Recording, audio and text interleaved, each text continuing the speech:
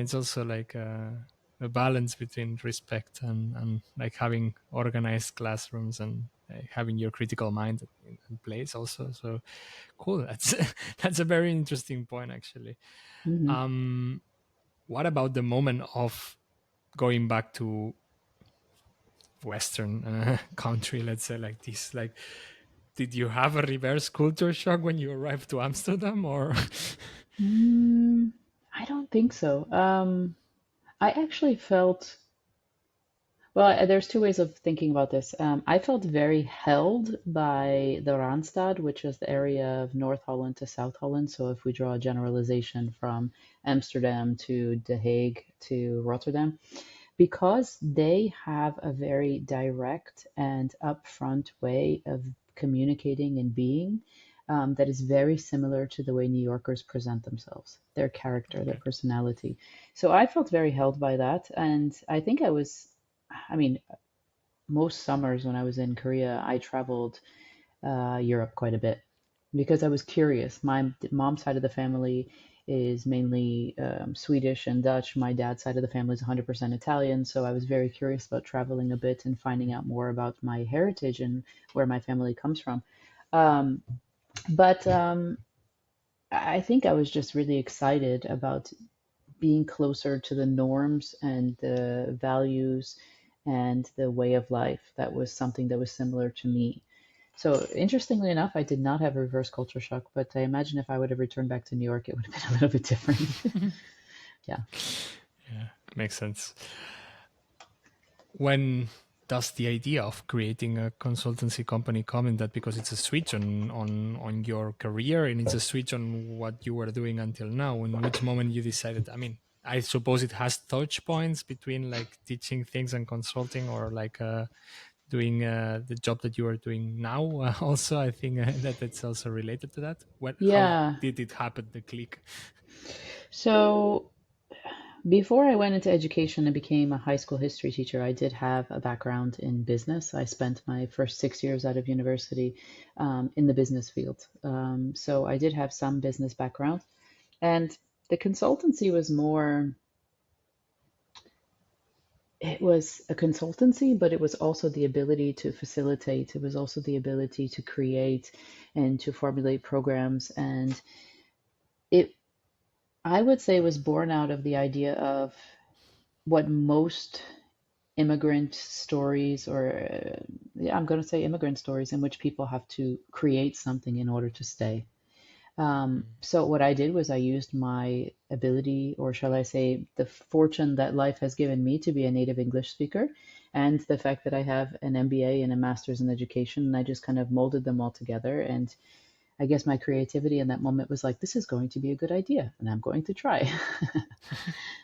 And it was actually incredibly successful. I was, based on the visa that I had, I could not hire other people.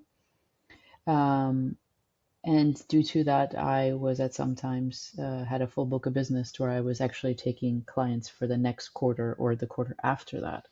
So, I mean, Dutch people can speak English very well. And of course, in the area of Amsterdam and Rotterdam, you have also a lot of expats as well, and that are from all over the world. And what I found is that people come to Amsterdam for what it's known for, but not all of them are great communicators in English. They can get by, but also they don't know Dutch either. So it's like, which one can I perfect faster? Um, so yeah, I had a great opportunity to help people from all over the world, from Japan and Vietnam to the Netherlands and Portugal, and helping them to be better communicators, presenters, and writers. And it was really great. I got to meet a lot of amazing people. Nice. Was it relatively more focused on business then, or like in a business environment communication, or globally in life? Let's say like this. It ran the gamut, really. I mean, I was actually working consultancy in a couple different architectural firms, helping people to be able to describe the spaces that they're creating and to present them, as well as it could be let's say one of my clients was an Italian business owner who came to Amsterdam for a few months, and he had owned like a yacht that he took out tourists to go fishing on. Like, so really run the gamut of different people and different possibilities, and just taking the opportunity to improve their English skills. Nice. I mean, I think I need to also talk a little bit, and I'm curious about when did the Expat Parenting Collective come into it, because at the end we got in contact due to that, and Hmm. you contacted me through it, and I find it a fascinating project. Let's say, like, I mean, I don't have children, but I interviewed a lot of parents, and I see some of the struggle that it means being a parent while being an expat. And Yeah. I first of all, like, first, let's start from the beginning. Where this what inspired you to create the Expat Parenting Collective, and when was the moment that you realized, oh, this is kind of a support that it's missing in this circle of our world? Hmm. Yeah, it's a great question. So in 2018, when my husband got the opportunity to go work in Brussels, to move our family to Brussels, I was 5 months pregnant. And I had to create what I close down everything I had in the Netherlands and reopen everything, or create everything anew in Brussels. Um, and I don't think I realized how complicated it was going to be. First off, the two cultures are really different. But on top of that, I didn't speak more than just traveler's French. And on top of that, there's just so much that we don't realize that goes into raising a family abroad. So the reason why I created it is that I've lived it and continue to do so. And through all the different struggles that occurred, from the isolation, from the having no support, and the exhaustion of trying to balance it all, um, what people don't realize about raising third culture kids, partnerships and how they're stretched thin, um, due to the expat life. I mean, I think that so many of us, social media paints expat life to be this beautiful experience in which everyone's, going to amazing beaches and um, enjoying cafes all the time and all the rest of this stuff. But it's really a challenging life, and it can be beautiful if you have the tools and you know what to expect. But if you don't, it can be really, really tough. And so at a certain point, I realized I can't be the only one who's struggling with this. And that's when the Expat Parenting Collective was born. And it'll be 2 years in November. Nice. That's very Yeah. good. So it's a project that live was already created in Brussels. Then it was Yes, yes, yes, yes. nice. Yeah, actually, I interviewed Cara some episodes ago, like it's last season actually.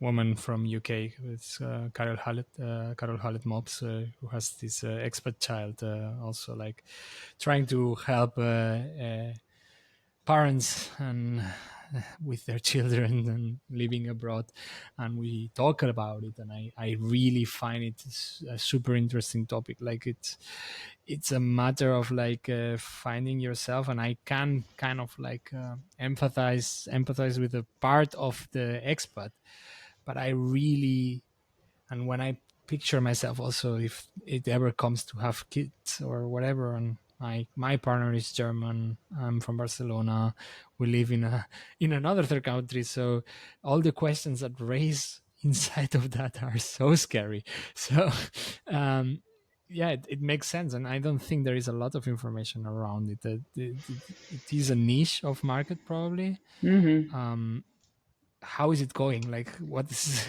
what is your base of work right now? Like, how are you working with your clients? What is the job that you're doing with this? Yeah. So there are four different ways in which I work with clients, and then I do other things on the side, like webinars and facilitate different workshops. But there's one-on-one coaching, which a lot of people will come to me, for example, let's say the example that you just gave, right? I'm from one country, my partner's from another, and we live in a third culture. We don't parent the same way. We don't understand how the other person parents. And our local culture is telling us, by feedback from the locals, that we're not doing things in the way that they want to. Please help us. This is a very common one, Mm, because I don't think people realize that two people from the same country parent in different ways. If you get two people from totally different cultures, in which many different cultures are embracing these things in totally different ways, um, it can be very challenging not only for the parents but also for the children. When you can imagine that one parent is saying like, "You can do it. Go get messy. Go jump in the puddles. Go climb up the whatever it may be at the playground," and the other one's like, "No, don't do it. Don't get your hands dirty. Don't go near this puddle. Don't try. Mm. I'm gonna do it for you." So it's complex and it's layered and it's multifaceted, and at the same time, it can be so beautiful if you learn how to embrace it, how to hold it. And I'm sure that there's a lot of thoughts in all of what I just shared, so I'll leave a moment there because there's quite a bit of content in what I just said about that. Any questions on the what I just example I gave or Sure. comments?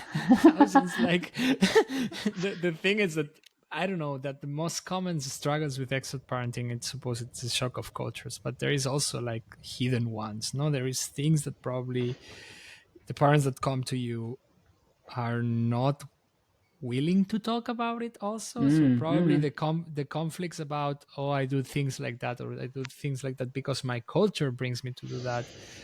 Mm-hmm. How do you also like pull this information that may be relevant and that they don't want to share? No, they probably Mm-hmm. because you grow up like that, so maybe you don't want to accept that your way it's the not the best way of doing it either. That's such a beautiful question, and that's something I also address in two different programs. The one-on-one coaching, because when couples come, you need to dig deep and you need to understand certain things, but also in the program that we have called the Empowered Expat Parent, we need to start with couples and understand. And if it's best done if you do it before you have children than after, but it's also possible after. It just gets a little bit more complex.